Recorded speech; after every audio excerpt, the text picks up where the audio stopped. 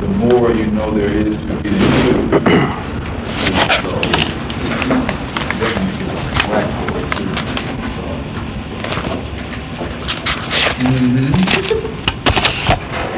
When I do that, I So, feel like I'm on a planet. you're on the planet? Like my head, like, rotating. So now mentally bring yourself back. Sometimes it just doesn't. No, but see, mentally you got to bring yourself back. You got to direct the energy yourself. Yeah. See, when you start moving and connecting with that other part of yourself, see, it operates on a different orientation and frequency. So when you start coming back to conscious state, you have to constantly realign that.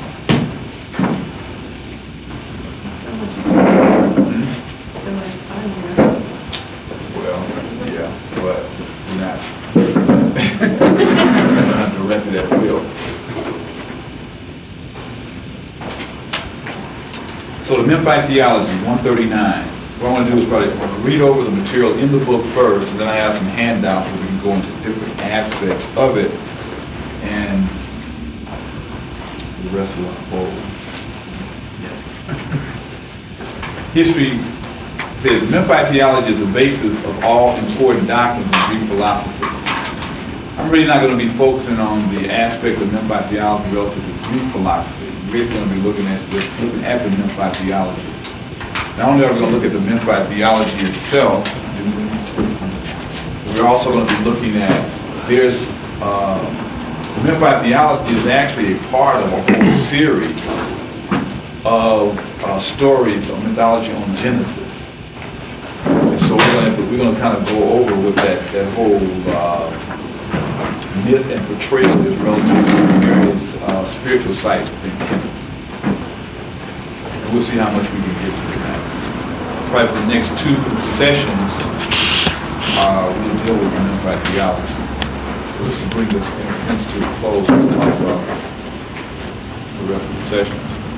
Also, next Tuesday, we will not have a class next Tuesday night. We will have a class Monday night. We'll see if people will be available for a Monday night class.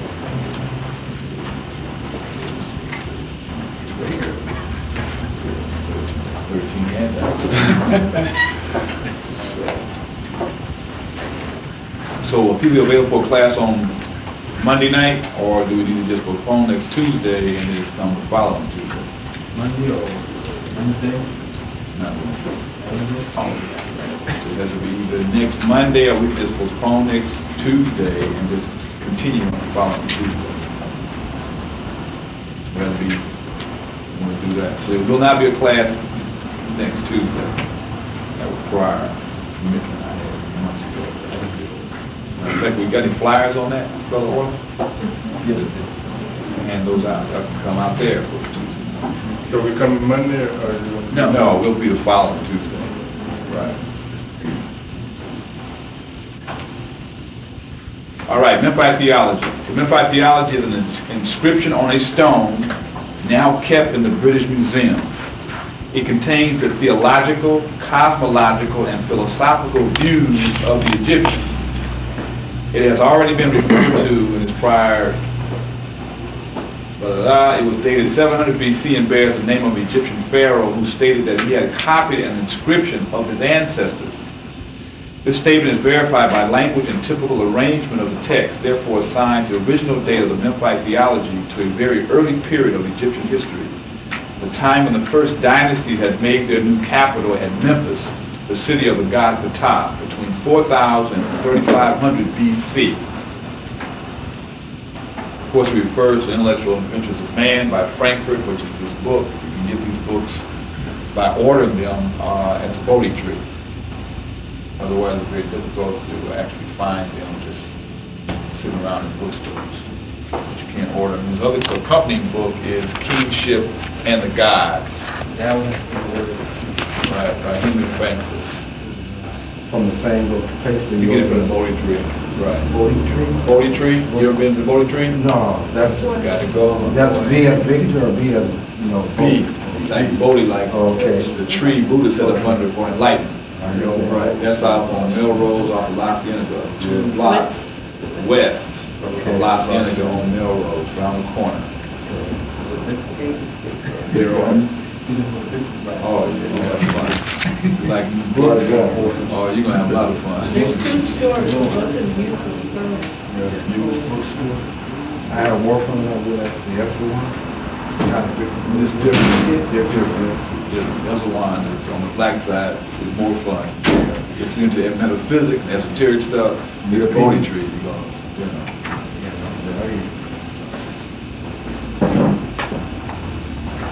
Okay, the text. The text consists of 3 supplementary parts, each of which will be treated separately, both with regard to, I don't want to get into that either.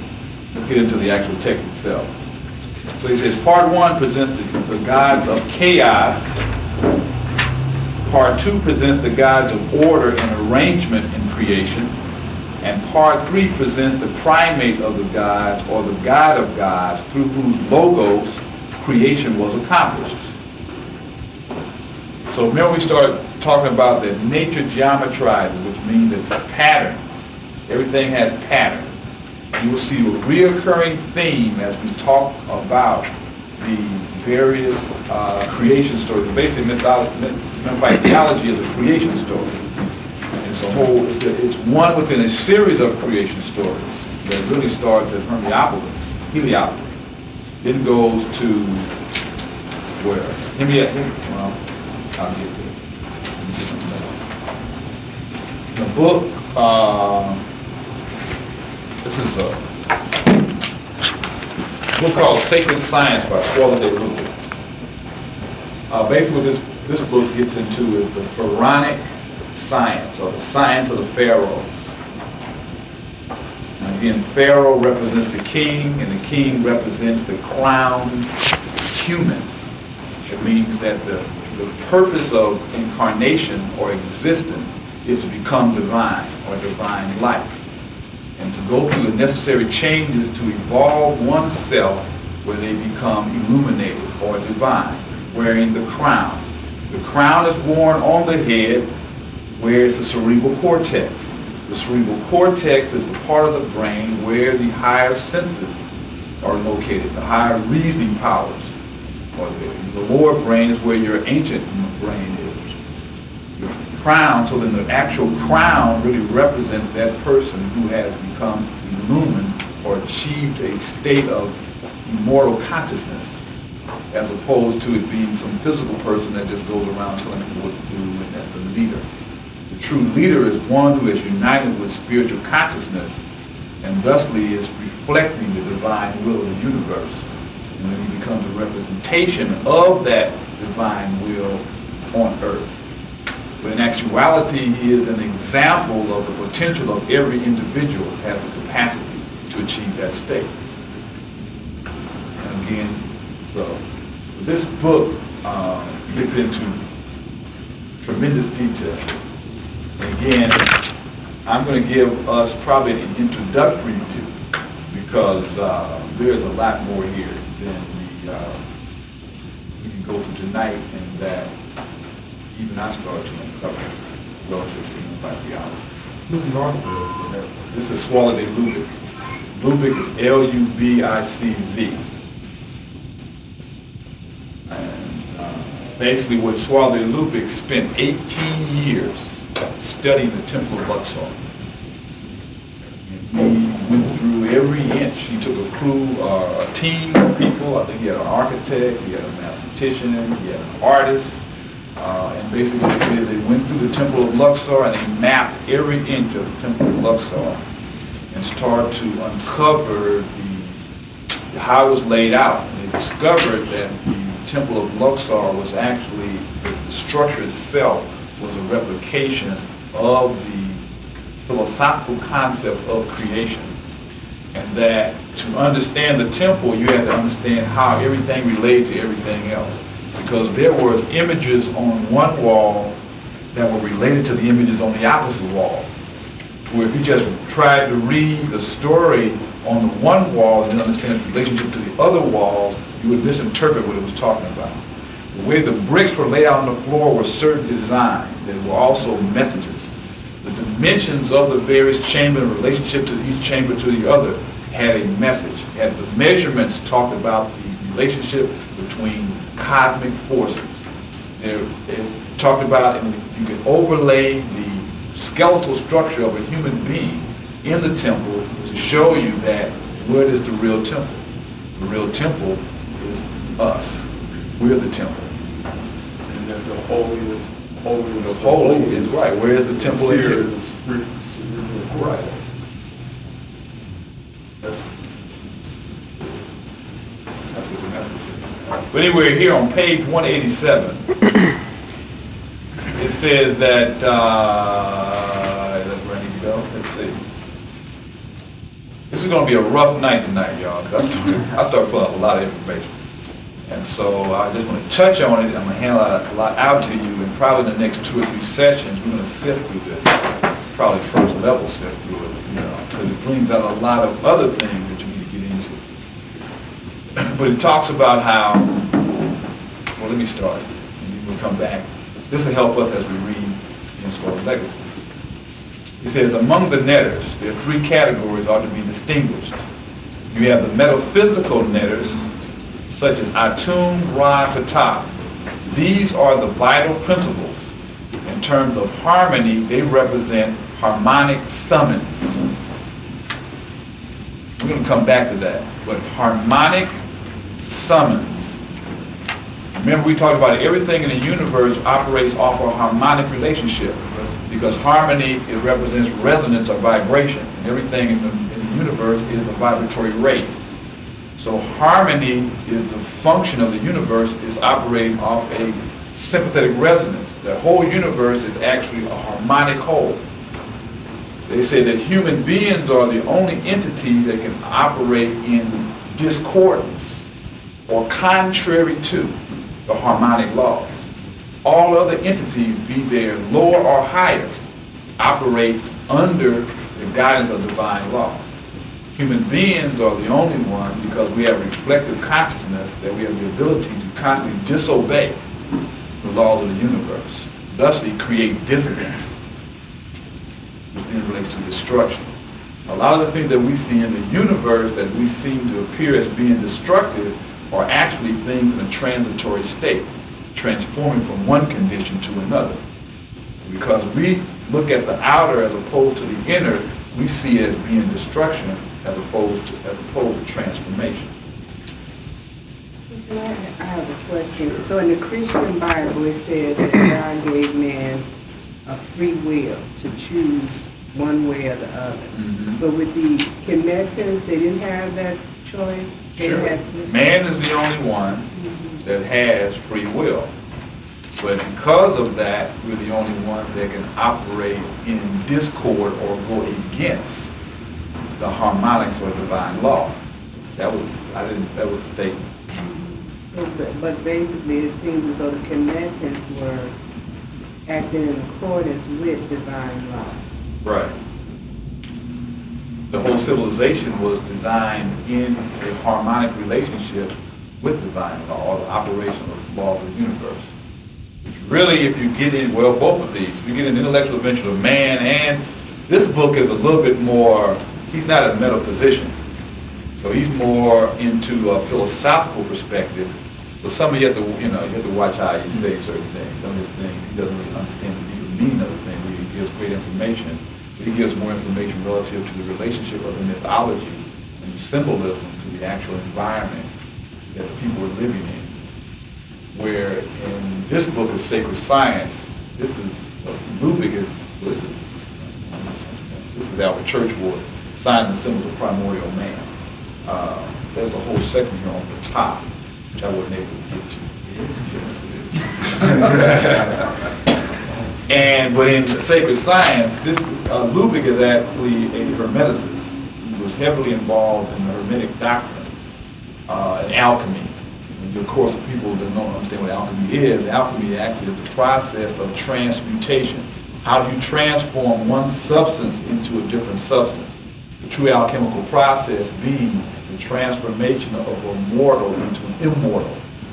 And basically, we're saying that our divine selves have been encapsulated or enshrined or imprisoned within the physical matter, which is the lowest level of energy. And then to transmute us from a lower level of energy to a higher level of energy there's certain disciplines that one can go through, to where one can then distill one's, what they say, gross side of yourself, the physical side, distill yourself into an essence, which actually is the truth, which is the philosopher's stone. And the whole purpose, again, alchemy is just a process that you go through, which we're going to, hopefully we can talk a little bit, some of that will come out of you. Anyway, so because of this, in his studying the disciplines, he was able to interpret those disciplines from a metaphysical perspective, as opposed to this guy was doing it from a more intellectual perspective. But again, you always got to bring books to books to really understand the book. When you say metaphysical, is that similar to an ethical perspective as opposed to the intellectual perspective of the person? Metaphysical is basically talking about those spiritual laws that operate on an unseen level. With intellectual, basically he'll base his stuff on things that can be read in other books, as opposed to connecting them to the metaphysical laws, which basically goes back into the 7 liberal arts and sciences, in terms of understanding the operation of astronomical and astrological principles, understand the operation of geometrical principles, mathematical and numerical principles, the principles of harmonics. Are those principles virtues? No, the virtues are the things in terms of discrimination, steadfastness, justice, purpose, temperance, fortitude. Those are the virtues. The virtues is what actually conditions you to have ethical standards, so that then the way you relate to the knowledge is in a humane fashion and in a more spiritual fashion. Because you can have knowledge without ethics, and then you will become destructive, which is basically what's happened with the Europeans. They have knowledge, but they have no ethics, not based upon an understanding of the spiritual law of the universe. So thus they use those things in a very negative way, not understanding in their heart the true consequences of what they do, because they rationalize everything with their mind. So a mind that's not governed by the heart becomes destructive, because as you manipulate power, you're on a power trip, unless the heart is there to constantly let you know the error of your ways. That incident that took place down in the South, where that woman killed her 2 children, Mm-hmm. they actually got on national TV and apologized. And I know they went through the floor because I've been following all the news companies and saying, what is this? You just accused someone it could cause a major lynching. But they actually got on TV and apologized to all the black males and all the black people. And that is like, wow. Did you tape it? Yes, I did. They got on national TV and apologized. That's good. Yeah, well, I think But down Jesse in Jackson probably had about that. 10,000 times more, you know. Yeah, Jesse Jackson was on Channel 7, that program, Breakley moderates on Sunday. Mhm. And Jesse Jackson said the whole city down there should have apologized to the black community after they found out that the blacks were not, black man was not responsible for kidnapping that child. The United States Oh, government yeah, he has- specifically said the ministers should have gotten on TV and apologized. That's how it They did. they have not apologized for slavery. That's what I mean. That's what, That's it, but they haven't apologized for slavery. that's right. So all this little stuff is just, like Band-Aid, it ain't, But anyway, that's nice. That's what I'm saying. I want to move forward.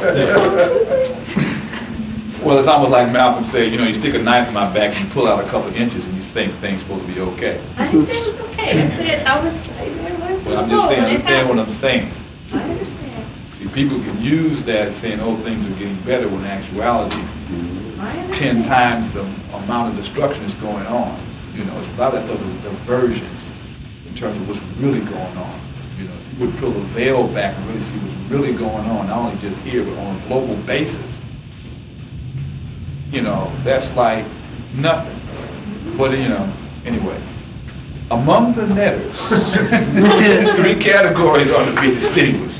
The metaphysical netters, again, such as Atum, Ra, and Ptah. These are the vital principles in terms of harmony. They represent harmonic summons. Key word here is harmonic summons. The metaphysical netters represent harmonic summons. You are being summoned harmonically. Okay, that's the metaphysical level. The next level is the cosmic level. The cosmic netters, which are seasonal, variable as is all creation, they obey the laws of life and of Genesis in general.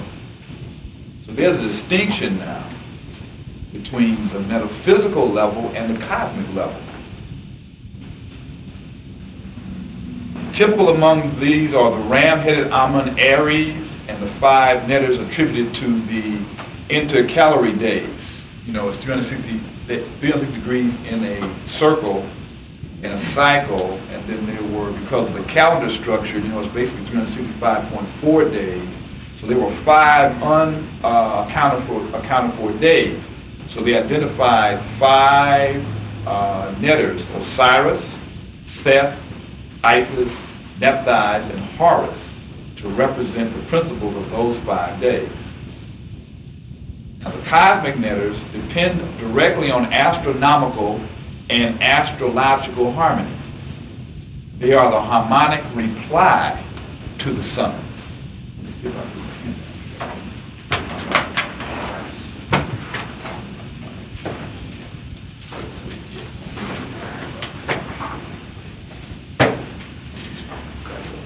only made 13, so I'm surprised.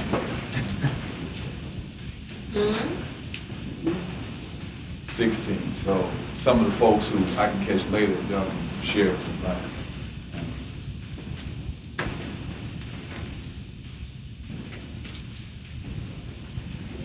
So then we have the metaphysical netters, we have the natural netters.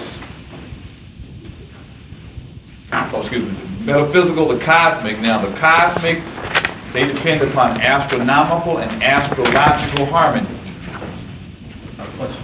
Yes. Cosmic netters are Atum, Ra, Ptah? No, those are metaphysical. That's why we have the handout, see, it's all right there. Right, it's right there in the handout, so I'm taking notes. Right there, we're under the netters.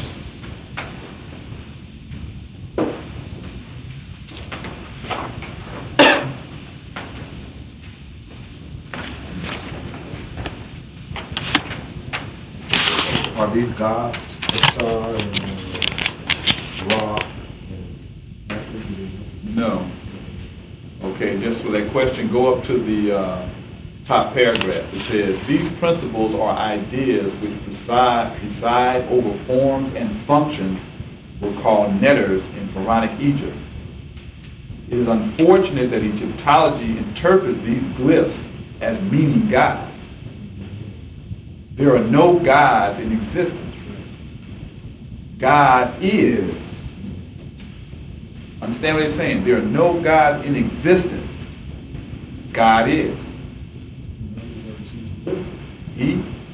God is nature? No. God is. God is. Point blank. Yes, It is. Point blank. Only in created nature do the divine qualities show themselves. And then they exist. And the netters exist. Maybe just attributes of it. Yes. They are forms and functions. Right, principles of the God principle. There's various attributes of the God principle, because God is what? Yes. Right? And then how do we, in Gnostic, define God? There's a hierarchy of forces. So the various netters are actual various attributes within that hierarchy of forces. So now what we're doing is we're going down the hierarchy. So the first level, coming down from pure is metaphysical. How do you define netters? Just did for you. The principles. I'll read it. Sure. The other thing, there's many names for the same thing, depending upon the context of the question. You understand what I'm saying? Yeah, we must have been talking about something. Sorry. Well, anyway, so now we're saying, now we're going on the hierarchy. So the first level is metaphysical, or metaphysical functions or attributes. So we say in that level, the metaphysical level dealt with harmonic summons. They represent harmonic summons, Atum, Ra, and Ptah. Now the cosmic netters are seasonal. And that means they're variable, as is all of creation. They obey the laws of life and of Genesis in general. So they talked about the five. There are others other than just the five. Because if you talk about astronomical, then you will have various principles that are related to the various astronomical cycles. That's why it says Aman Aries, because Aries is an astrological, astronomical principle that talks about a particular time and space, right, in terms of an Aryan cycle, cosmic astronomical, which is seasonal because it only comes around during certain times. Now, what's Alma? Represent what? Represent the hidden God. Right. So it's the manifestation of the hidden God expressing itself through Aries. Sometimes you have an Amen Ptah. You have various variations. So then those addition of those words qualify how that particular energy is operating. So somewhere in this chapter here, the Memphite Theology, it says something about Ptah being We're going to get there. the creator of everything. Right. We're going to get see this there. through his heart. Yeah, we're going to get there. We're going to get there. What? We'll get there. I got some stuff for you too. So then the next level is the natural netters, which are the functional life of natural objects, such as, what's that? Nutet for harvest, and Hapi for the Nile, Silkit for childbearing, Apet for gestation, the vulture, Nekabit for incubation, and so forth. They preside over all reproduction and regeneration, from mineral to man, for the metal is live in its load.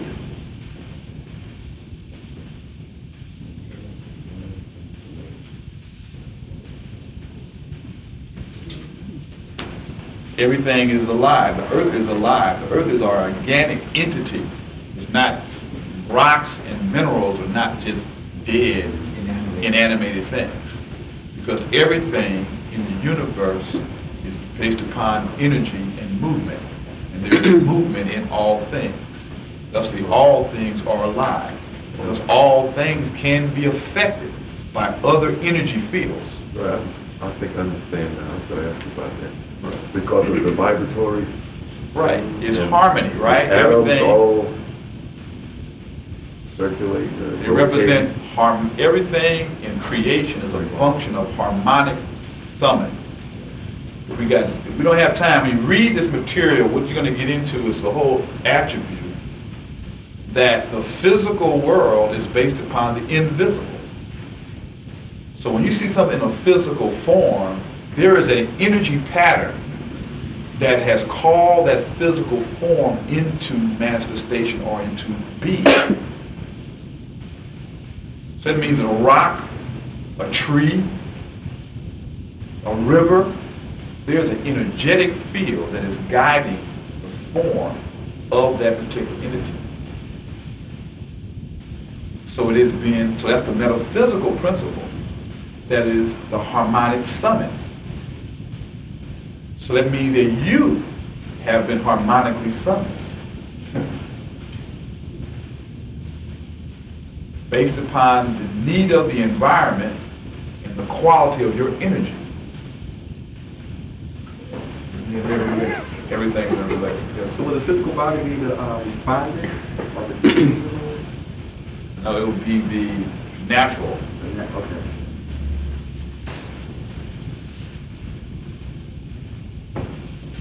So the metaphysical netters, metaphysical netters are principles of the universe. They are a direct creation, are not engendered by nature, and are represented as having no navel. As with Atum, for example, why do you think they're represented as having no navel? Right. Again, in Kemet, the symbolism are always representing a function or principle.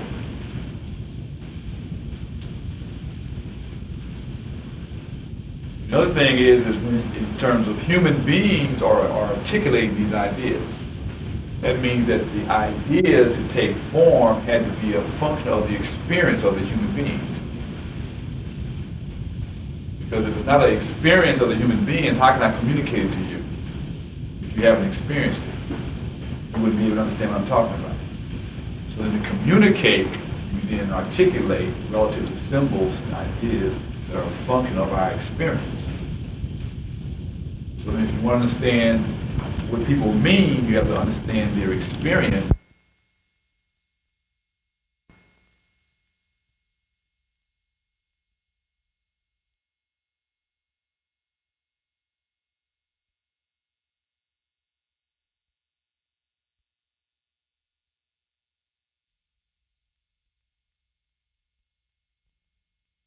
Of their environment, if you understand the meaning of what they're talking about. We'll get to that. I'll finish this piece up. So it says, the netters in general are considered to be without cranial skull caps, which means they are devoid of their own or arbitrary judgment. They are powers acting in a set way, the determination of which is made clear by a crown, by a symbol, or by an animal head. They cannot of themselves modify the orientation of their activity.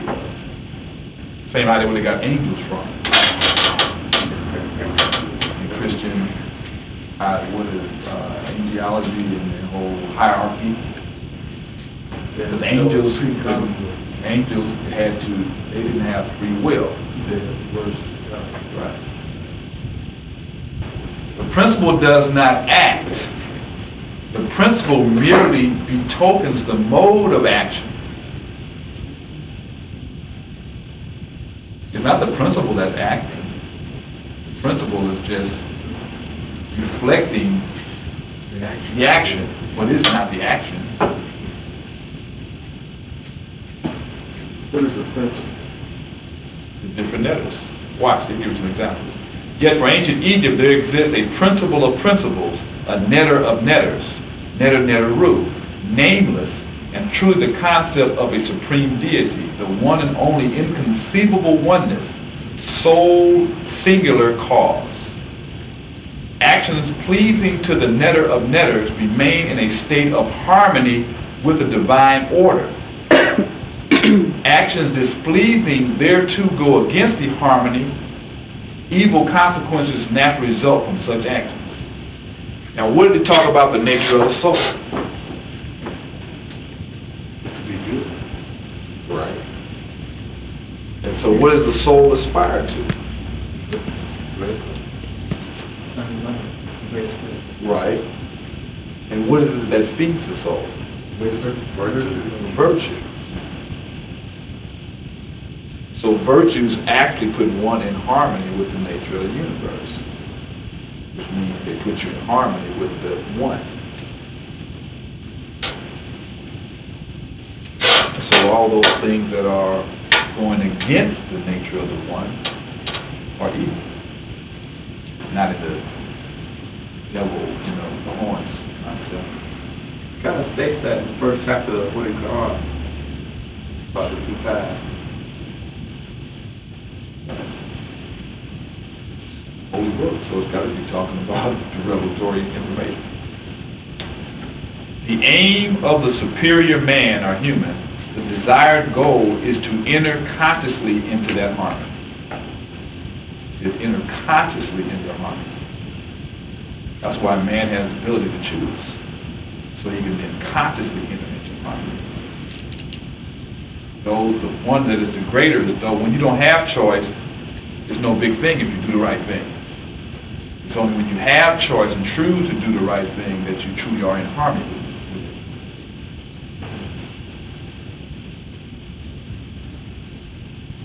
That's why the true, like you raising kids, the true test is when the kids go out on their own, and what do? When you're not there. Really, if they really have internalized the positive things you're trying to share with them. They do the opposite. If they don't truly understand, they will. But if they really understand, you really got your point across, they're going to do the right thing.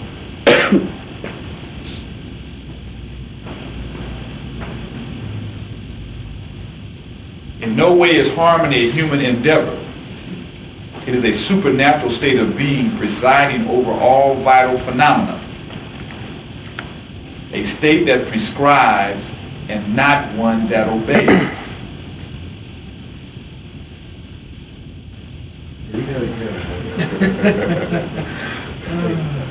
It says, in no way is harmony a human endeavor.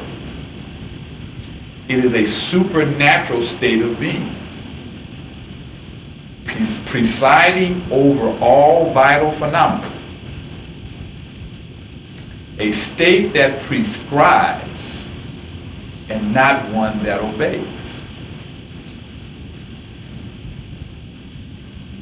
So this is in fact bringing in about the vital body in terms of those inertias, those poles that takes one off of the path. What is? The supernatural state or what? The vital body. Yeah. Well, the thing is, if you're talking about the human's vital body, Human's vital body. but when they are, what I guess because my mind is what are they responding to? In the vital.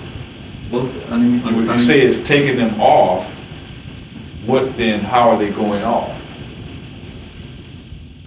But most things are created by them and by the human, including the choice to go off.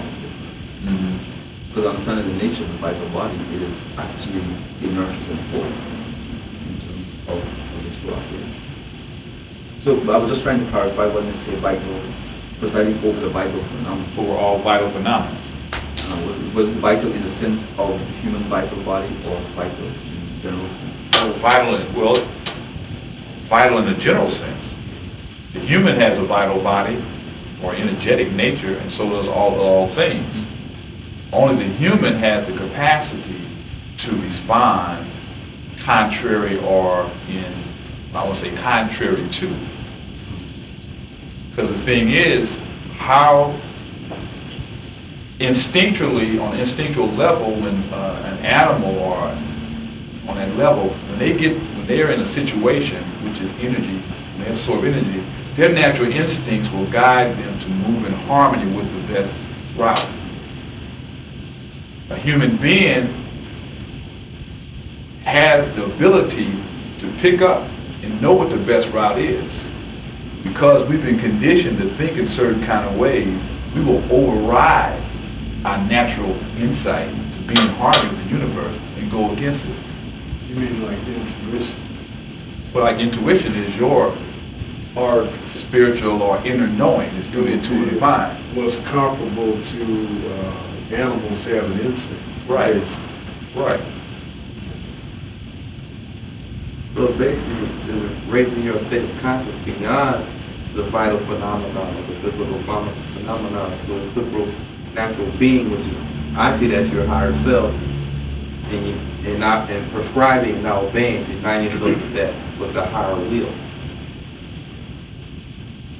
Well, yeah, but to raise it to that level of consciousness is you have to practice the disciplines. By practicing the disciplines consistently, you start to condition yourself to get in harmony with the essence of those disciplines, to where eventually you respond based upon principles as opposed to you having to say, which way should I have to go? You understand? If you internalize, you say, okay, freedom from resentment or the experience of persecution or the experience of wrong.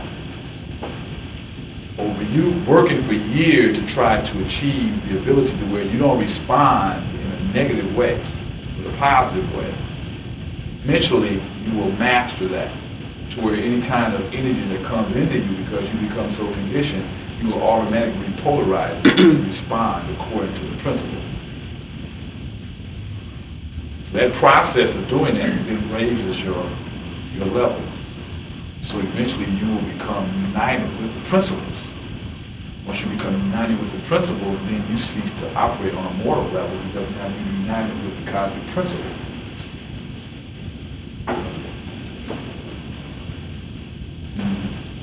Just to understand this, so that on the level of human intelligence, we're operating in the level of vital. Humans? Until When you say we're operating at a level of vital, meaning that we're at a level where we're not in harmony. yeah, because of our conditioning. Because this statement to me describes a level of harmony and a level of vital. On what harmony resides over vital. Well, see, it goes back up to the metaphysical netters, the Harmonic Summons. Because see, the vital, we're part of creation. So then under creation, we're within a hierarchy. So the vital body is our energetic body. That's how we get energy. You know, that's the energetic nature of our organs, of our physical body. Our endocrine system, our cerebrospinal system creates this energetic field. That's a vital entity. But as a human being, we then channel the direction of that by our thinking, because energy follows thought. So then if we were to take away our skull cap, right, then our vital body would be in harmony with the universe, because it presides over the vital body. But because man has free will, he can then change through his thinking, he can change the polarity of the harmony through his own disharmony in his thinking. Then he responds contrary. And since he's functioning from the evil side. But the vital body is a vehicle. Just like, you got the physical body, you got the vital body, then you got the intellectual, then you got the intuitive. So all of those are really they're not like this, they're actually penetrating one another, just like an energy field, energy frequency.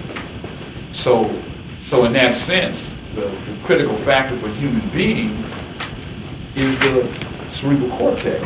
It's the thinking aspect of it that would create non-obeyance. Because we're supposed to be, everything under is obeying the summons. One thing about this, how is the word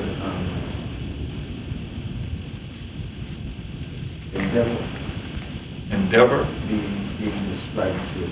Is it as a What is that? Oh, okay. human? In no way is harmony a human endeavor. I seem to understand endeavor as an aspiration, a way of seeking the words.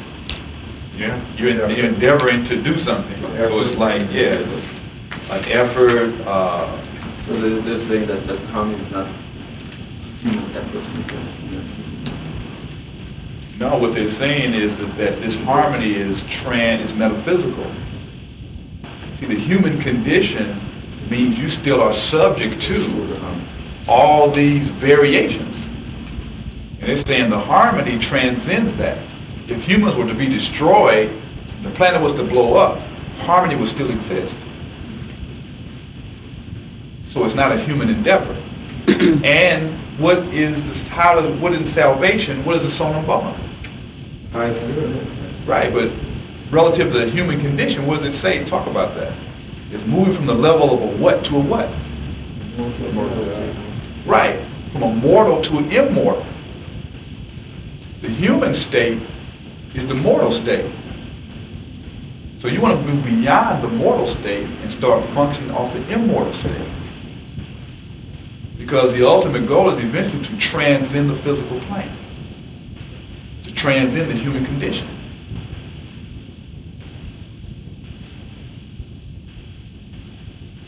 Well, let's get back to the Memphite theology. I mean, all this is related to Memphite theology. We want to get to the ideas in here. But I want to finish this paragraph. Okay, the netters are expression of this harmony. They order affinities, command concordances, give rise to forms and signatures, and exercise authority over the phases of becoming and the return to the source.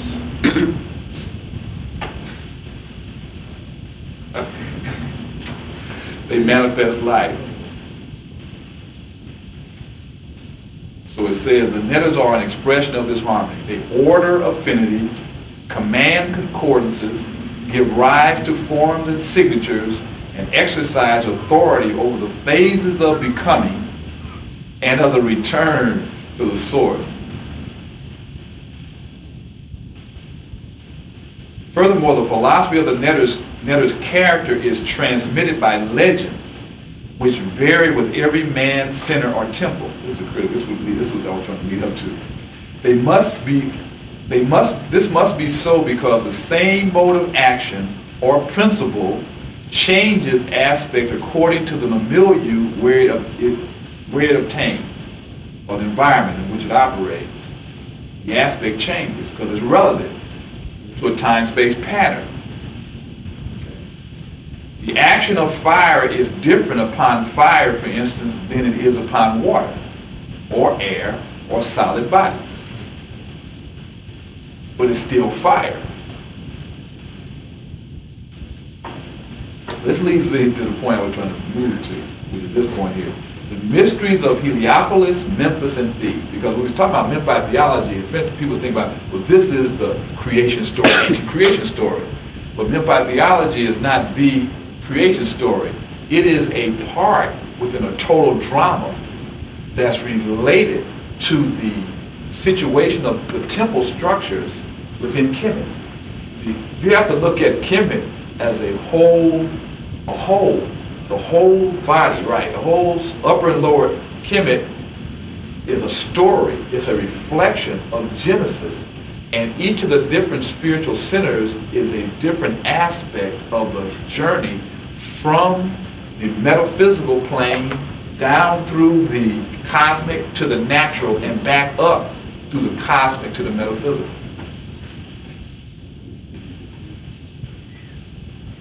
So it says here, revealed at Heliopolis is the creative act and the appearance of Tum or Atum, as well as the Ogdoad, which is the analysis of that creative act. So at Heliopolis, the mystery dealt with the creative act and the appearance of Tum. Taught at Memphis is the work of Ptah, which is the giving of form and the animation of these forms. At Thebes, the fruit of this Genesis is defined through Aman, Mut, and Khonsu.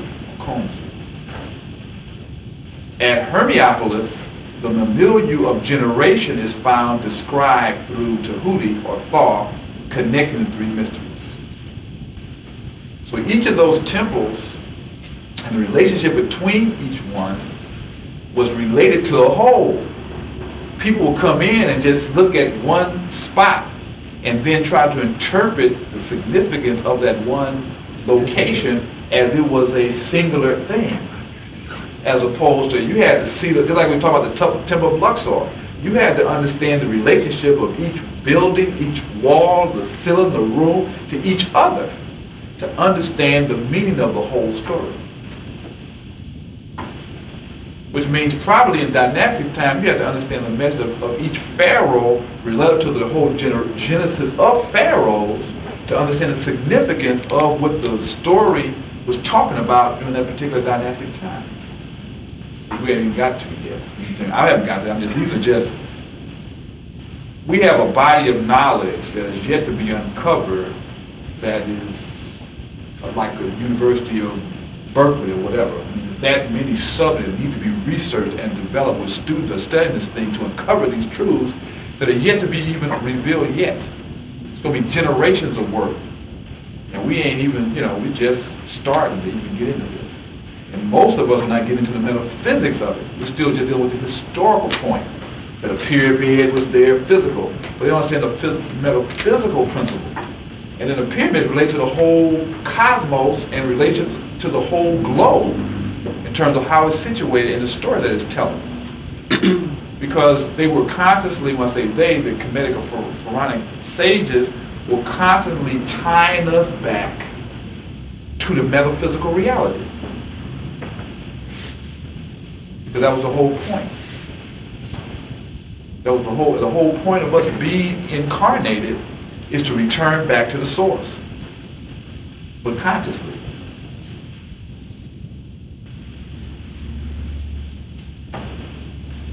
Yes.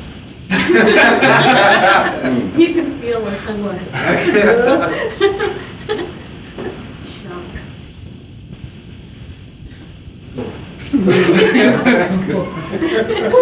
It's up here that.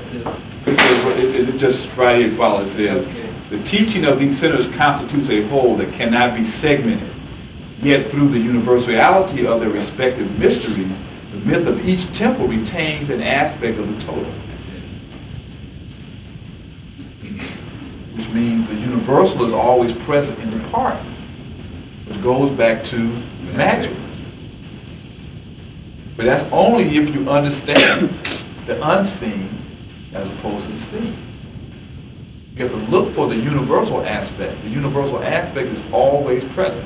That means in everything that is done, if you can think from the universal, a message, the true message of the act relative to the universal is always present in the act.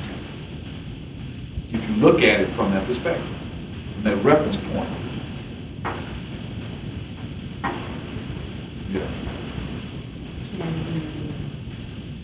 Could you give an example? What's happening with, say, again, the situation with the young black male now? Give an example. Why? Why? Why? It's basically because they've been conditioned to where it's already conditioned in their mind that black males are murderers and have a history of this. So if someone were to say this, because the mass mind has been conditioned as this, they would probably unquestionably believe it, because that's what they've been programmed to think.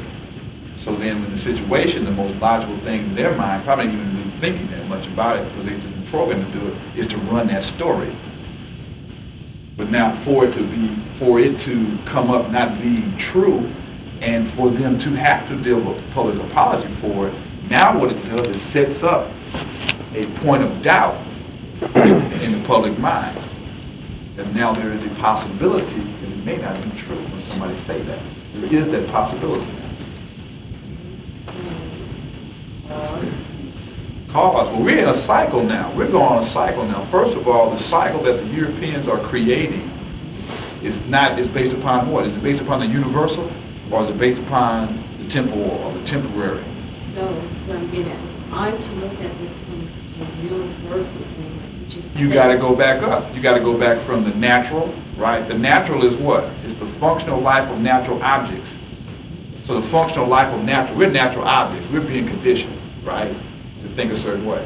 And the next level up is what? From the natural level, what's the next level up? It's cosmic, right? And cosmic is conditioned by what? Astronomical, astrological. Okay, so in astronomical and astrological, where are we astronomically and astrologically?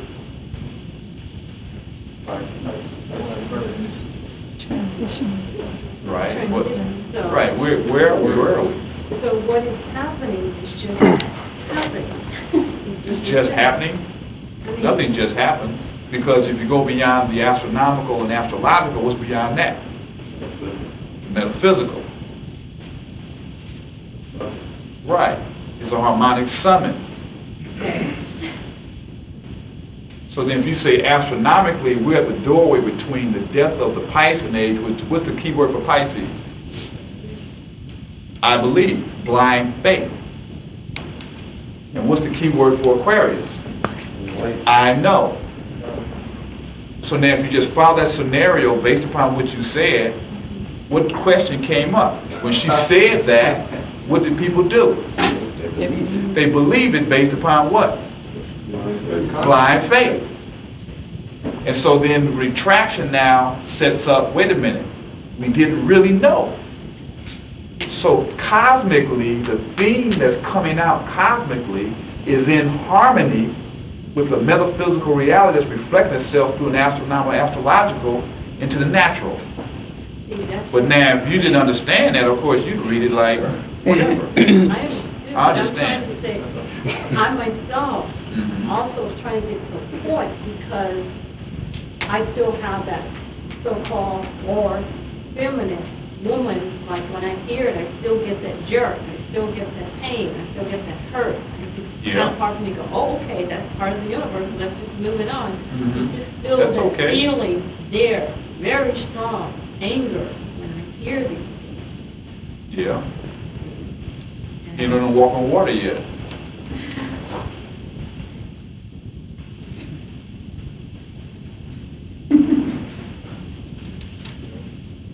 What? It's okay. Every person got to travel their own path, and it's okay.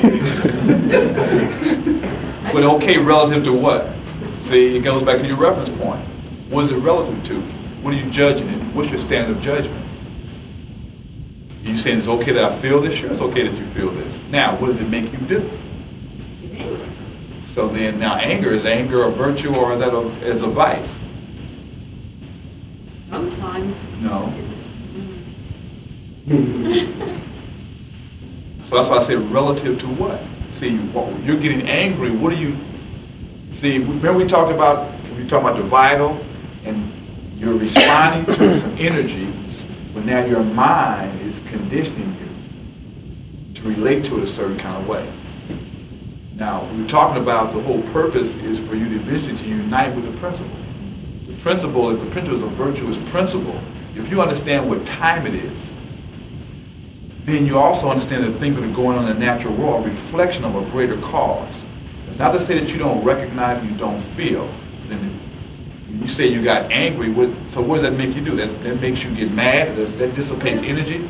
Or did you say, look, this reinforces what's going on. I have to move further into myself to get more creative to where I can help change these natural conditions where these negative things can help eventually not have to occur. I mean, calls on the phone and phone on the news people but I don't know the purpose of it. Is that a wrong move? No. I mean, that's what you feel you had to do. That's where you are. See, we'd have to, this is part of this. Because what does it say here? It says, the aim of the superior person, the desired goal, is to enter consciously into the harmony. And so we've talked about the virtues governing or feeding the soul being the aspiration of the soul. And the soul is that harmony within you. So now if you are responding to negative energy, then you are depleting or you are lowering your own energy level, which in the end limits your capacity to create. But what?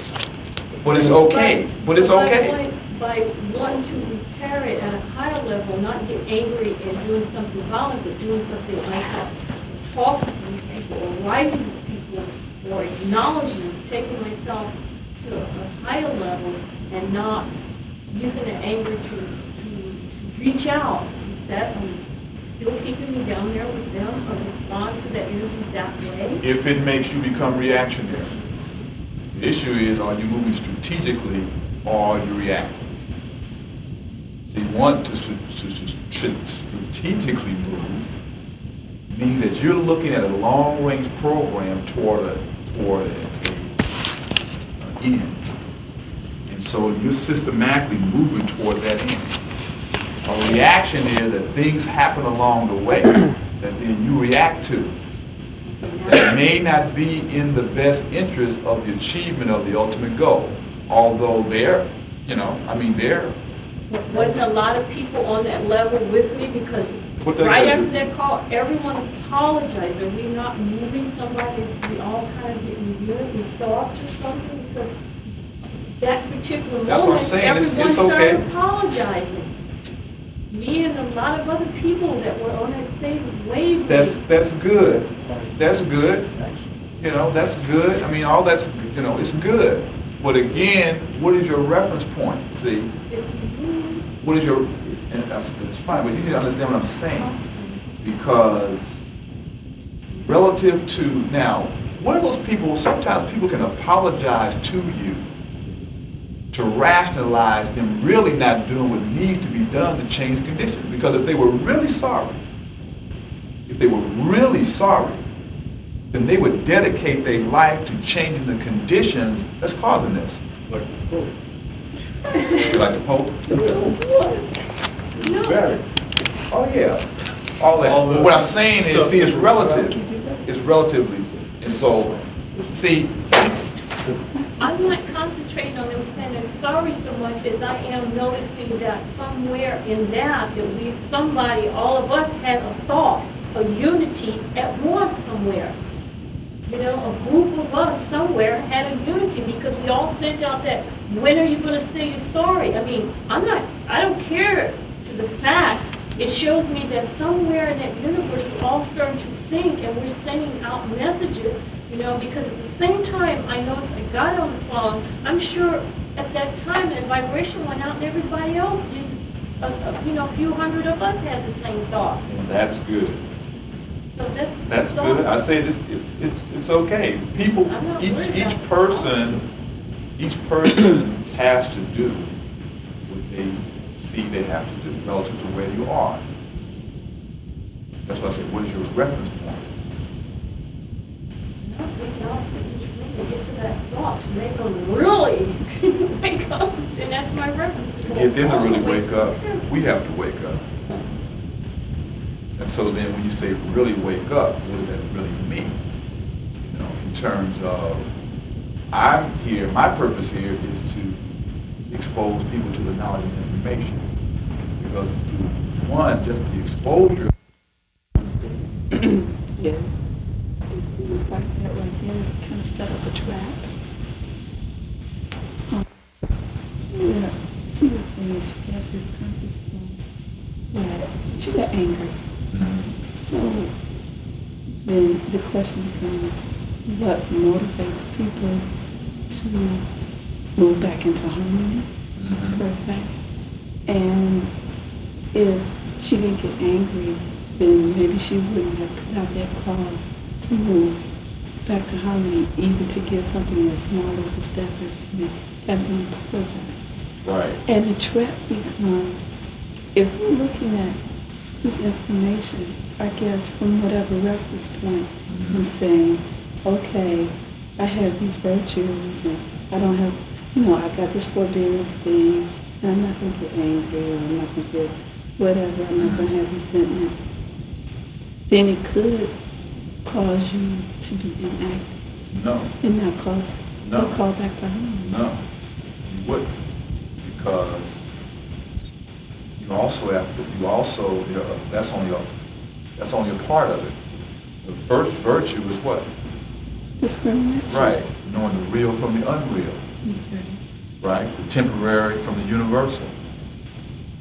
Okay, so that means that if you understand that the spiritual is the foundation, and that to get to the spiritual, you then have to move people in that direction. You also understand that the greatest level of spirituality is service to the whole. You also, you can't take, if you just take a piece of it, because every time we talk about virtue, we get on the same point. People say, forgive your enemy, and, No. Excuse me. That was the question you raised. If you're talking about inactivity, if people say that forbearance is what? Freedom from resentment. Right. And like I say, every time we bring up virtue, someone raises the question about turn the other cheek. But excuse me, I'm saying I am telling you what I am experiencing with these classes and people giving back. I'm not saying what you're experiencing, okay? I'm following up what you're saying, and I got a point to what I'm saying. The point that what I'm saying is, if people want to focus on one of the 10, right? They also said that it is the 10 virtues and the 7 liberal arts and sciences. Okay, it's a whole thing. Okay, so then it's about all the things put together. It's not about you just focusing on one. The other point is, if you understand the real from the unreal, if you also understand that you start tuning into your unction, your calling, each individual has been called here to render service to the whole. The only thing that is keeping each individual from rendering service to the whole is they have been conditioned from a small child to disobey the true orders. Which means, because the point is, if those people were really sorry, they would understand that the things that are keeping them from going out into the world and really changing the situations are the unreal. It's temporary stuff, comfort, material things, jobs, want to have clothes, a house they got. All these things are keeping people from really going out and creating the world where it really should be, where that stuff would not really happen. So if I say I'm sorry, I can then release some of the guilt I may feel that will allow me to keep on doing the everyday things that I am doing, that is really creating the real environment that is causing what happened.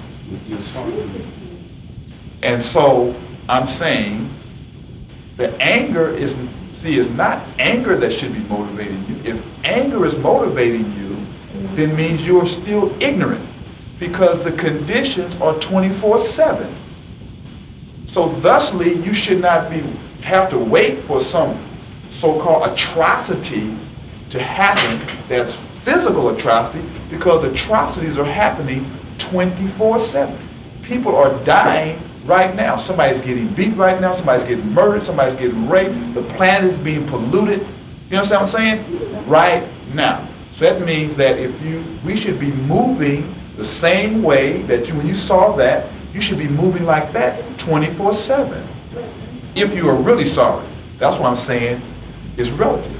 But also, relative to human beings, it's good too. It's okay. It's the thought that we send out. It's like our heads are finally sending thoughts out. That's just maybe the first of 24 or whatever. Sure, and I agree. And what do we say? We said we are in a transition from Pisces to Aquarius. And so the natural order is responding to the cosmic order relative to the metaphysical. But it's still responding at the level of the natural order. And so we're here talking about metaphysics. So that means that we are talking about moving to the metaphysical level. That's why I asked you, related to what? If you're related to what's happening in the natural order of things, then those little progresses are very good.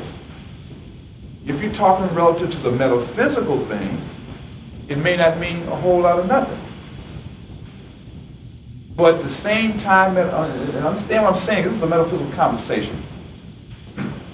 And the issue in metaphysics is understanding paradox. That means that over here, this is good, but over here, it's not good. And both exist at the same time. So now, it all is based upon your reference point, if it's good or not good. Are you following what I'm saying? So that's why I said, relative to what you're saying, it's okay. But relative to another level of reference, if you're my metaphysical student and you come in here and say, I got angry last night because of what I saw and I wrote these people. I'm saying, relative to a metaphysical student, you get a D. Now, relative to being a human being out here responding, that's good. Keep doing that. That's what I'm saying. I'm saying, why would you get a D as a metaphysical student? But you should be writing letters every day. Well, maybe I don't do this every day. I don't. So then why, excuse me, so why is this incident out of the ordinary? Because I'm also talking about the point that somehow when you sit and think once in a while, and all of a sudden, that day, the day before, that particular hour, no one said a thing. And then you sit there and you think. How do you know no one said a And thing? then, because you listen. Then all of a sudden, you turn your cheek, everybody's, it's the thought that we're People all are saying stuff, what you just did, and other people did yesterday, people are doing things like that all over this planet it's why every we day. come together. You just don't know about it, because the media don't let you hear it. You got people all over this planet that are organizing, that are protesting, that are saying all kinds of things that's happening, but you're not conscious of it, specifically conscious of it. That's why I'm saying metaphysically, you get a D. Wait a minute. As a human being, I'll give you right on. Remember when I said that's the trap that I see? That metaphysical students get a D, and my thing is, I would think that that's not okay. What's not okay? Did you get a D? That metaphysical students get a D. Because That's okay if you think that. no, because I think that's a trap that people will fall into. In terms of what? That they won't write the letter. Why? But see, Because they're metaphysical students. you're misinterpreting what I'm saying. You're not understanding what I'm saying. You're not understanding what I'm saying. You're trying to, again, I say essentially metaphysics is understanding paradox. Right. Okay? And so then you're trying to put me into a situation of either or. No. Yes, you are. No. Why not? You listen to what you just said. You just said for metaphysical students, then it would make them like, well, then I wouldn't write the letter. Yeah. Why wouldn't you write the letter? Because you would say, I'm a metaphysical student, I'm bigger than that, and I'm having service to the people. So I don't need to affect change on this particular I didn't say level. that. On another one. I did not say that. Okay. How did you hear me say that? This is important. How did you hear me say that? That's just, What did I say that made you think that?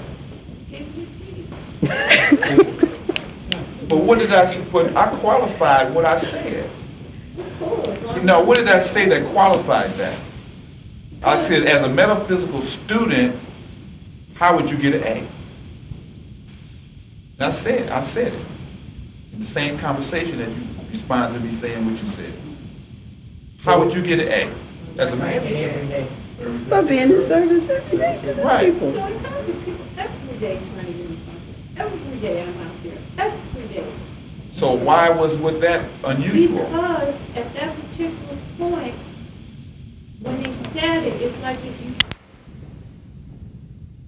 isn't it? So I mean, all of us in here. We're gonna move on. Okay, let's do it. Right. I'm not saying what I think. But it was constructive. Oh, yeah, it's always, it's That's A. part of That's what right. we're talking about. That's right, it's all related. This is a journey. This, we talk about I just 6 trying to classes, figure out how to 5 get the classes. brothers from I'm saying this is not 20, we need to be in this conversation for 15 years. You know how deep it is? Really, I'm serious. I'm serious. In Kim, it was 40 years. When you went in, you didn't come out to 40 years. No, I've been here a few weeks. Right. That's why I'm saying it's great.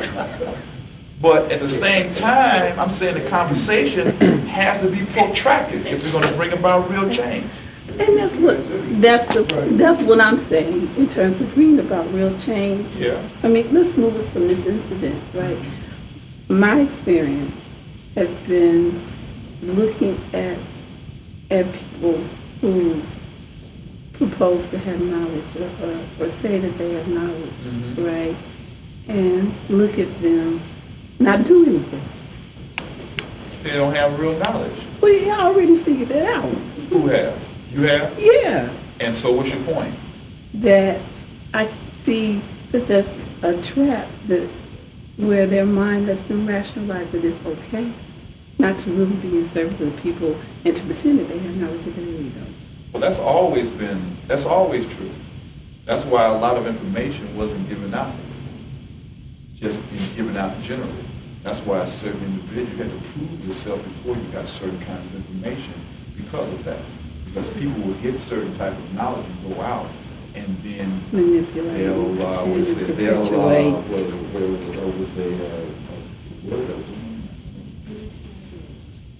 my daughter said. Perpetrate. Right. Right. Right.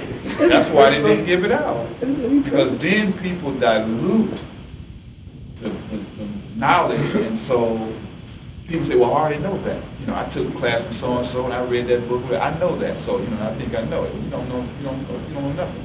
So, how many, every person who said they read Stolen Legacy, I asked, what is the key to the interpretation of ancient religion and philosophy?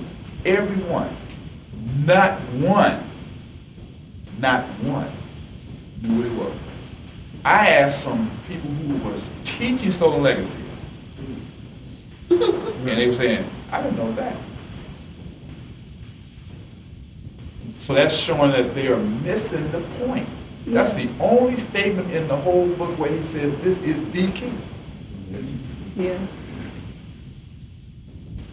So anyway, but yeah, that's the danger. That's why we're starting this. Because we're tying this to social activism. I like the announcement. Sure. But then the other thing I also said was that you have to think strategically. Yeah. And so the issue is, if you understand what time it is, we've talked about this, because we talked about if you really understand what time it is, if you understand how we got into the situation that we got into the situation when they closed the mystery schools. That created the veil over the mass mind.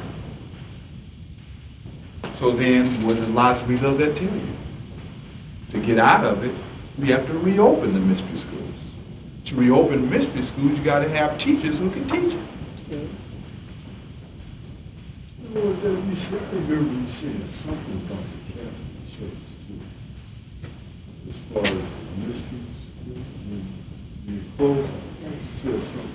Catholicism? Yeah. In terms of how they closed the mystery schools, because the Romans, when they couldn't beat Christianity, they then joined it. They then closed because there were the Cathars and the so-called pagan mysteries were competing with Catholicism. So in order for them to become dominant, they had to close those systems. That's where the Inquisitions came in. That's when they were killing all the Cathars. All those metaphysical and other schools that had people, they were going hunting them down and literally killing them all, burning the books and the knowledge, and forbidding anyone to engage in that study so that they could shut them off from the teachings. Because the teachings say, number one, they believe in karma and reincarnation.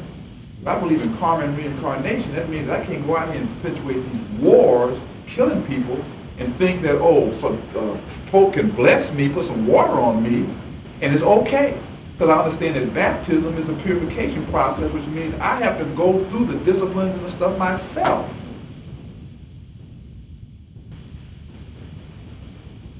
And they're still going around splashing water on people. You can pay for salvation.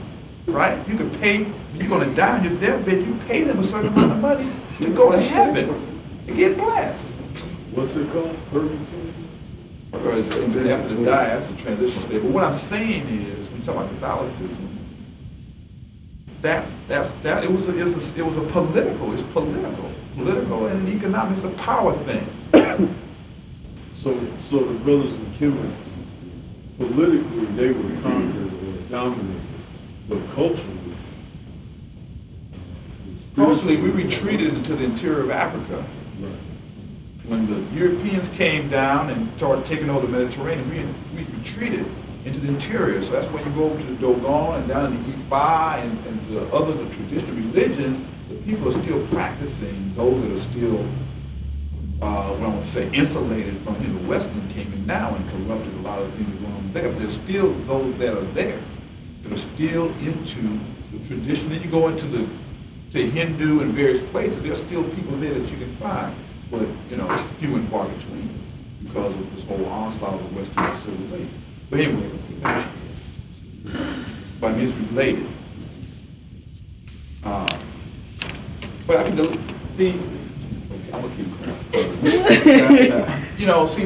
But again, to me, that's a European way of talking about religion and spirituality, where you figure that you can be spiritual and not be physically involved. That's a separation. And see, the whole thing is it's a whole. You can't separate one from the other. And if you truly discriminate, and we talked about the whole issue of evil being that which is out of harmony. So the whole concept of what side are you on? What are you battling? And then two things cannot occupy the same place at the same time. So rather than us going out and trying to physically attack something, our work is to create, because the act of creation displaces other entities. Then the issue is self-defense, defending what you create. But if we're always reactive, then they can throw all kinds of things on TV. You be jumping all over the place, responding. When I say you, I'm not talking about you personally. I'm talking about the principle of the act, as opposed to it being strategic. That's why I say it's strategic. Is it relative to a strategic plan that you're doing this, or are you just responding to things?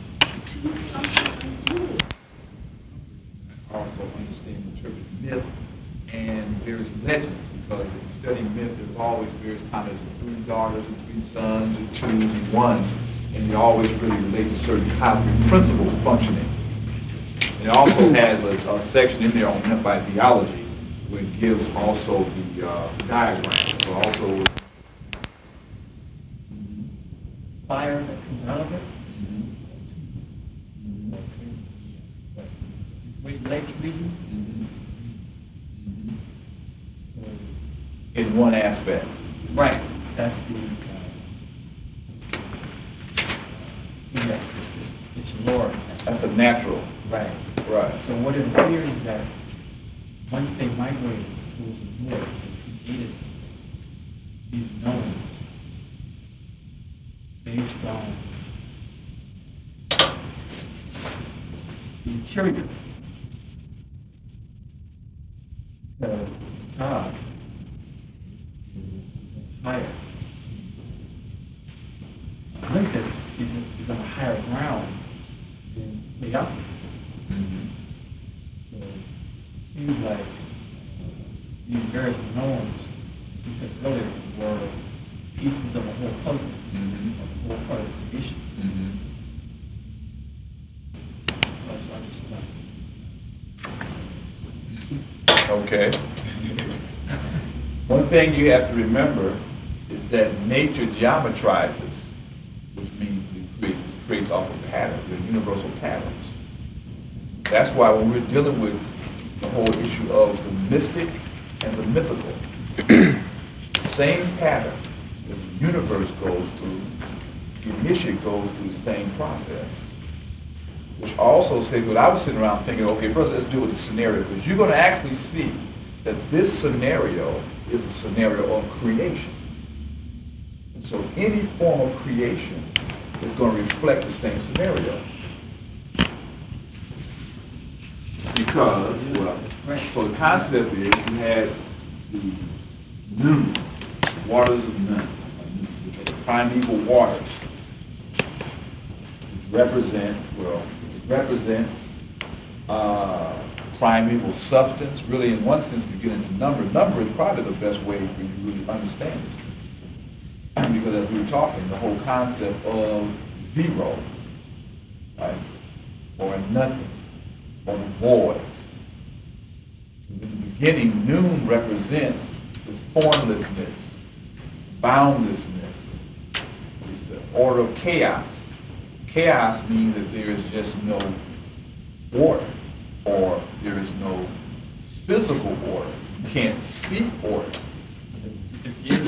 There is order, because the whole universe is operating off of harmonic nature. But in the void, in that sense, in that aspect of non-being, right? You have a function of non-being. Pre-creation is non-being. So in non-being, there is no being. So everything that's there is not. Like boundless. Boundless means you can't put it's boundless. So you can't put any limit on it. So that's why it's chaos? Right, because the order is there, but it's non-creation, it's non-being. But see, again, humans, we're trying to use concepts to understand, we're trying to use finite minds to understand infinite reality, which you really can't do. That's what it said God is. Can I ask you a quick question? Sorrow, the heel is also when the Nile inundates and floods the delta. It brings back down from south new earth. Right. When the waters start to subside, there are small little hillocks. As the water subsides, there are small little hillocks that are round. And the soot accumulating and it comes down. Those are hills. When the woman gives birth to a baby and the water breaks, and you have a black hole, you will see a little hill come out that hole. That's a hill. You can talk about the pineal gland as a hill. The clitoris is the heel, the penis is the heel. So it was the heel of creation? The heel is the form out of which creation emanates. In actuality, the heel is the dot. We say now, that's what we're talking about, zero. You have zero is the all, right? Now, so you have the all, which is non-being. Within non-being, you also have total. You have, within nothing, you have also everything. Okay? So within that, you then have potentiality. Because within this non-being, you have the potential for being is in there. So that potentiality of being creates a thought. It's a thought, right? The thought creates movement. And that movement, that thought then creates a point. Because everything has to start with a point. That then, from that point, the actualization process starts to move from potentiality to actuality. And so then that point, in a sense, becomes the heel. Because out of that point, which is the thought, Ptah was the thought, out of which creation issued, because he named all things. Out of his self, he named his other parts. So then you can talk about a heel on a metaphysical level. You can talk about a heel on an astronomical level.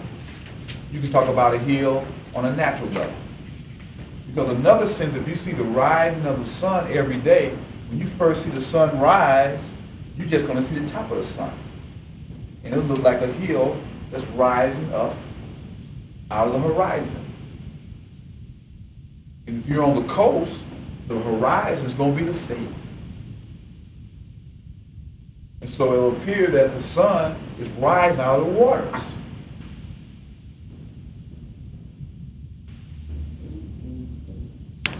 So it's all over. There's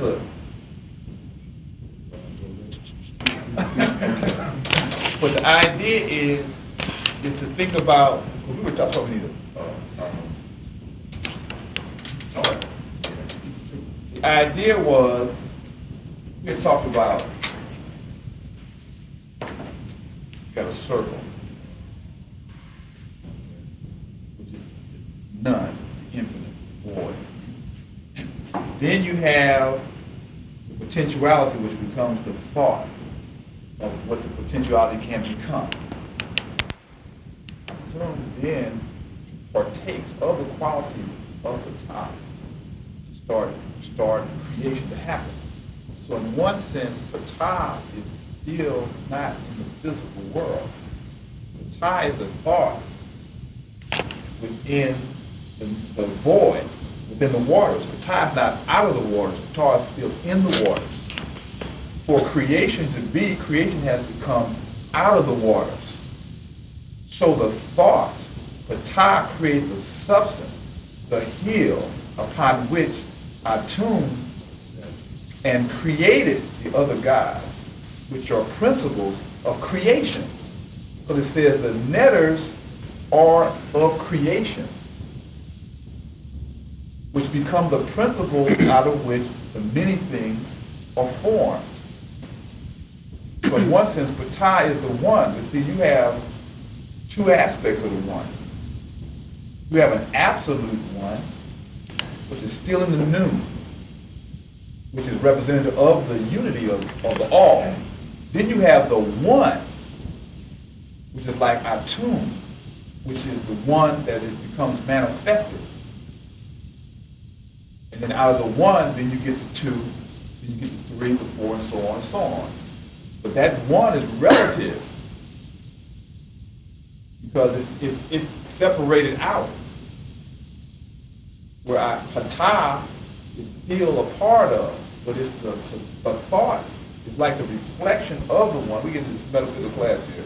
Right. It's this, I'm sorry. Go ahead. I'm just saying, is it the substance of Ptah that creates atom? The water, I mean. Right.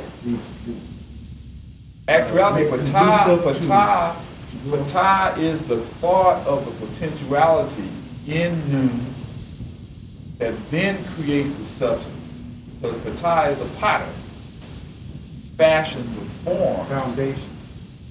So it's almost in a sense, but it's back to the whole idea of the thought or the idea is the substance upon which creation comes out of, which goes back to you as individuals. Because that's when I asked you, what's your strategic plan? You were telling me about tactics. You weren't telling me the strategic plan. So the strategic plan is based upon achieving a specific goal. Then you do various things to get to the goal. Right. I'm just using an example. I'm not don't take it personally. Right. Because anyway, the point I'm saying is in our lives, you have to come to a realization of what is the point? You know, what's the point? What's the purpose? What's the goal? Once you clear it, once you focus or make a commitment, then creation can occur off of that. That's why black people are not getting out of the situation, because we don't have a point. We have a lot of ideas or points and thoughts, but as a group, every other group got a central point that all of them relate to, for whatever reason. Which means if we're going to get out of our situation, we got to get a point that we can all relate to in common, that then will allow us to create a new reality. This is applied by theology.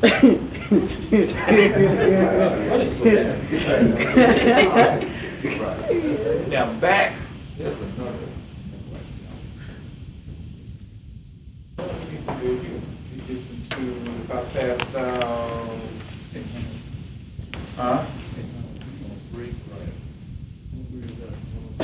Yeah, it's about the attributes. Well, darkness and obscurity, and hidden and concealed ones. So those are the characteristics of pre-creation. But also what is true in the creation is also true for consciousness.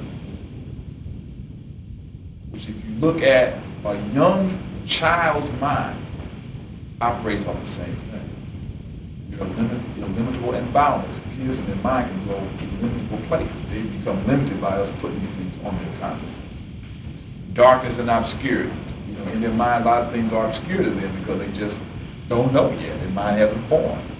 And also, they say hidden and concealed ones. So I just want to give an analogy.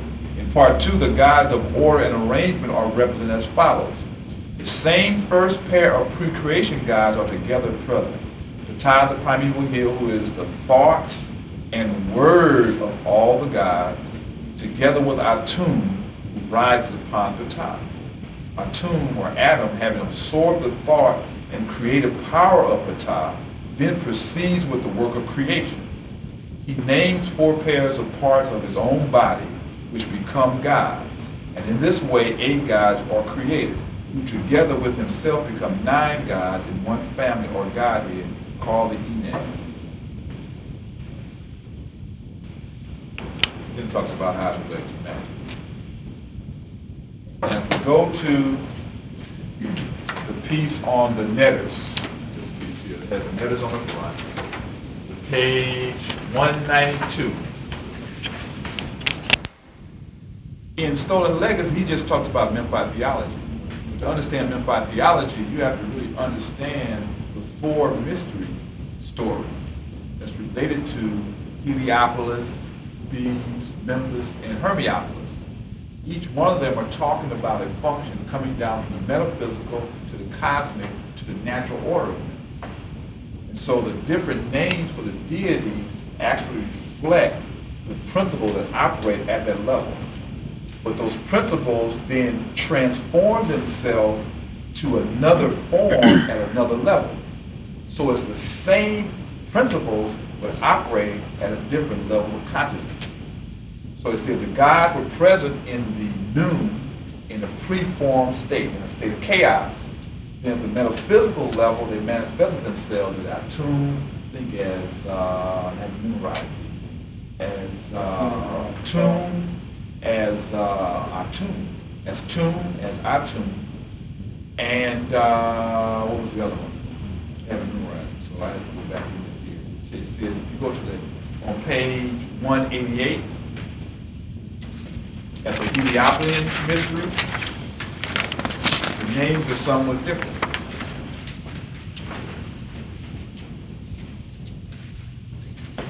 Because it talks about new. It talks about new Atum. So then we have to go in and start doing some research on the difference between new and none. Because new comes out of none comes out of new. New is a lower order. A lower order? Yeah, new the Earth's atmosphere. That permanent. As opposed to new being ultimate, boundless. That's interesting. So again, I had to get into some further research. I have to do further research in terms of all the specific terms and concepts. It's a lot more research to be done.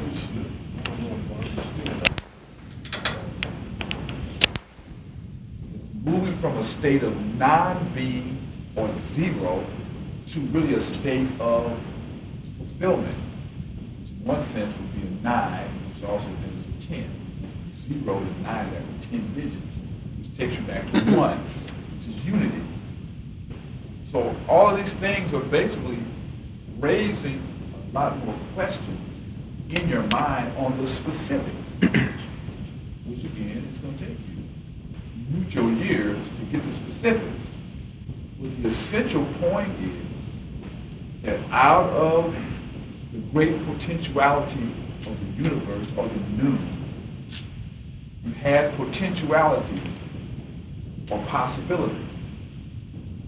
Possibility then created one, or movement, and then is a thought, an idea of a thought. And we're going to think in terms of what you think. Sprouts came out, new life. Right. Then after the sprouts came up, they grew up into plants, and then they created fruit that then went to seed. So then out of the coagulation and the thought, then you had creation. Basically, what creation did is the potentiality of the idea started to then identify itself. Because our tomb did what? It named the parts of itself that became the deities. So then the idea is, within the idea is the whole. Like in the seed is the whole tree, the whole you, the nucleus. Within the DNA code is the total program for the whole thing. So then by you then naming the parts, you then bring them into reality. You start defining it. But in actuality, you're talking about the story of Genesis. The naming is actually the creation. They start to become creative. But the idea of the part is resident in the beginning. It's already there. So then by naming it, by defining it, you are replicating the same process, but it's becoming differentiated, right? It's becoming multiple. Because the sperm, I think in this sheet, the second page, it talks about the egg dividing itself into 4 major components. Eight. Right. It's the 8 God. The cosmic principles operate universally. That's what he was saying. Mount Kilimanjaro says Mount Kilimanjaro is the head of the baby coming out. It's the healing. It's the sunrise. It's all that. It's all relative to the particular domain. It's in you. When that new, you have within your state of consciousness, you have the new exists within your consciousness.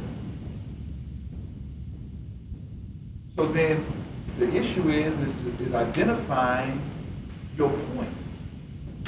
Your point is the calling that each of you are called here to do, because you were called out of the new. So in another sense, you're Patah. So then you have to bring forth that consciousness that represents the Atum in you. In one sense, yeah. Because Atum is the sun, and then we get to an astrological thing. And so then, you then start to define the aspects of yourself, your true self, not your condition. Because what society does is it tries to define you, as opposed to you defining yourself. So the issue is, that's what the story is really talking. That's what it's really all about. But then it's also about all these other things: the cosmic, philosophical, metaphysical, scientific, that's all in there that you can take it in all those directions. But just understand the basic concept. Then as you get into the details, you won't get lost because you'll stay within the basic pattern. And so again, I'm giving you this as reference material. I want to let you know how much more you got to study. Also to give you some resource material so you can follow the thread if you're so driven or called. Basically, what my job to do is to pass on to you various materials, books, and resources that was passed to me. The idea is for 8. So anyway, so Where would I go with that? Where would I go with this? There's more pieces in here. Did you get one of the handouts on the 7 principles of philosophy? Under psychology. Did you read them? So psychology, what is the psychology define?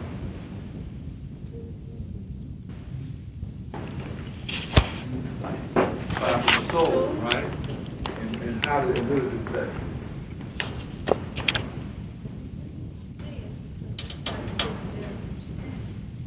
What I'm trying to show you is the point. Remember, the critical issue is what you hold in memory is what your salvation is based on. Not what you got on your bookshelf, not what you got in your folder, not even what you just read. It's what you hold in memory.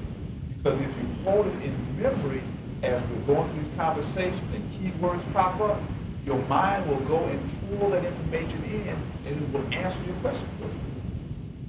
Because when you said your DNA, whatever, the definition is psychology. It says, the science of soul, which has as its goal the understanding of the human psyche.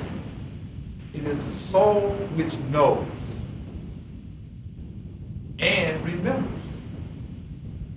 It is the soul which bestows wisdom upon the body, out of experiences. Evolution, therefore, should be regarded not as the growing of bodies or the unfoldment and development of bodies, but rather as soul growing up through bodies. It is the soul that knows.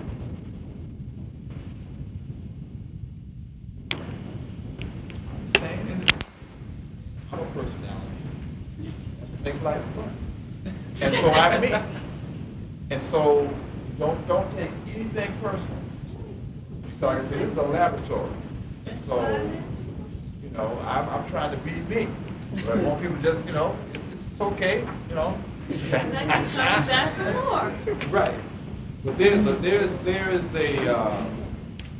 a message in what I'm trying to say, because the critical issue, 2 things. One is, because you are attracted to this information, it's also a calling. Now the issue is that the problem is that people want to relate to the calling based upon their mind. They want to do it the way they want to do it, as opposed to obeying the rules of the game. If you obey the rules of the game, you will win. And so all this whole series, we started off talking about greater mysteries, lesser mysteries.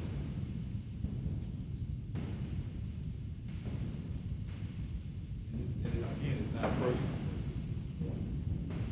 So, but I do have a tendency to give out more information